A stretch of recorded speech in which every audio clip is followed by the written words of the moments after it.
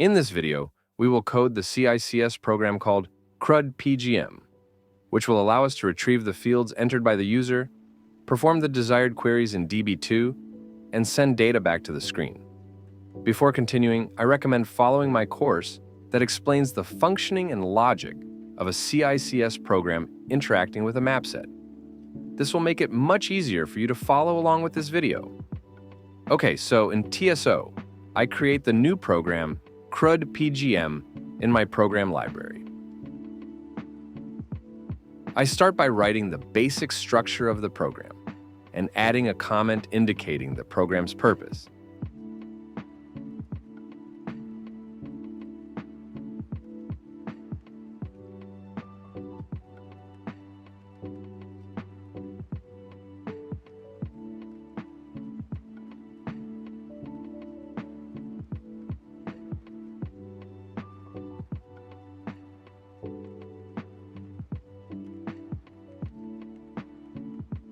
In the working storage section, we declare the variable WS SQL code to handle the display of DB2 return codes. We also declare the variable WS EA, which is useful for returning the transaction at the end of the program. We use the copy DFHAID for interpreting the PF key on which the user pressed. And we use the copy CRUDSIT, which is the symbolic copy associated with the MAPSET. This copy contains the input variables defined in the MAPSET, namely EMPID, action, FNAME, LNAME, salary, and MSG. These variables are present in the input area, suffixed by the letter I, and also in the output area, suffixed by the letter O. Finally, we declare the SQLCA, as well as the DCL for the employee table.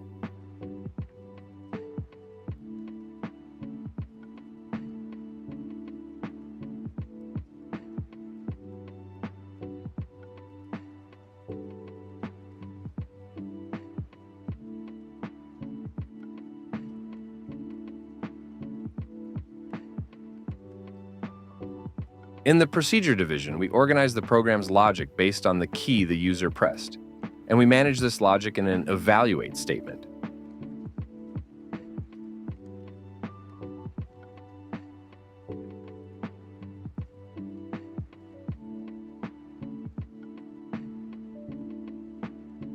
If EIB equals 0, then it is the first call of the program, meaning when the user types the transaction in the terminal. In this case, we initialize the output data of the map and execute a send map to display the map on the screen. When the user presses the clear key, we follow the same logic, initializing the output data and sending the map back.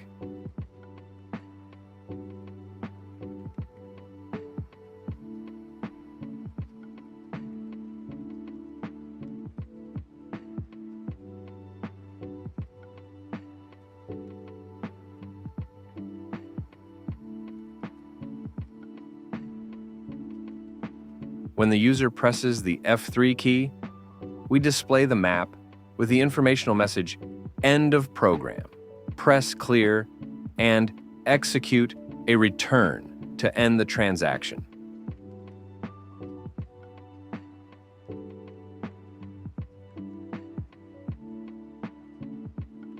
If the user presses the Enter key, then we will apply all the logic related to managing an employee. We will detail this section later.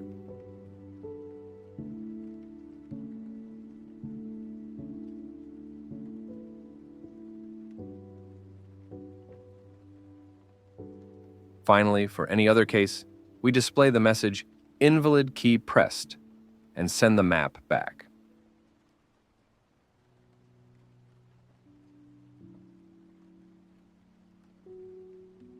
After the evaluate statement, we need to recall the transaction as long as the user hasn't pressed F3. For this project, I decided to call this transaction U01C.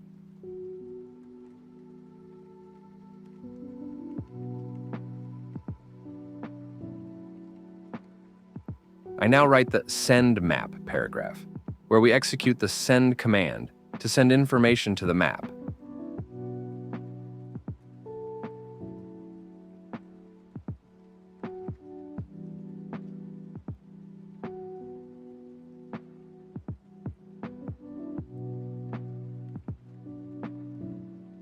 Now let's code the logic for when the user presses the Enter key.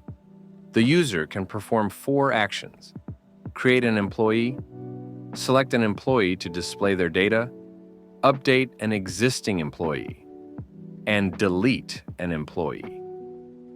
To identify an employee, we will rely solely on the employee ID. Of course, in a real application, other search criteria would be used since the user might not know the employee's ID. But in our project, we use the ID to avoid complicating things. Once the user presses Enter, we need to retrieve the data they entered. We do this with the receive command, which I code in a paragraph. The receive command will populate the variables in the CRUD map-I area specified in the symbolic copy.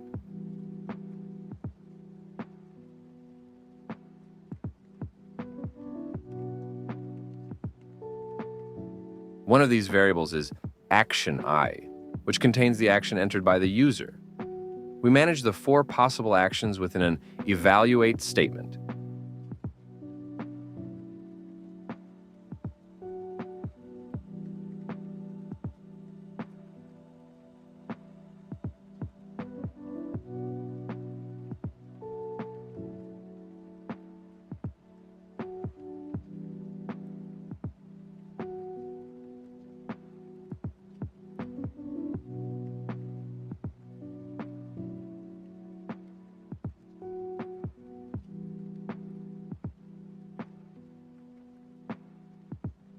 For any other case, we display the message invalid action on the screen.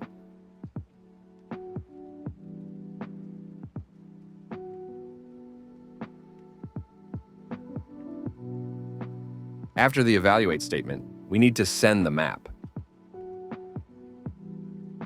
Let's start by coding the case for creating an employee.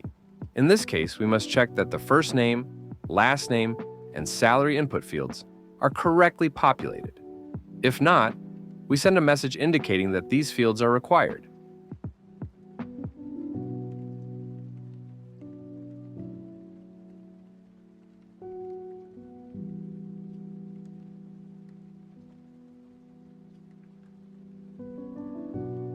If everything is okay, we perform an insert into the employee table with the entered data.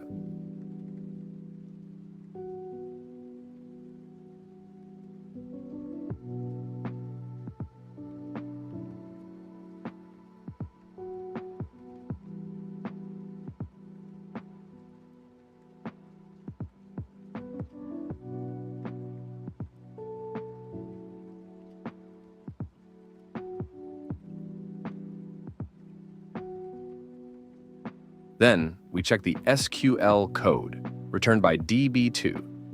If it's 0, we display employee created on the screen. For any other code, we indicate that an error occurred and display the SQL code. Before coding the other cases, let's go ahead and compile and test our program to verify the employee creation functionality.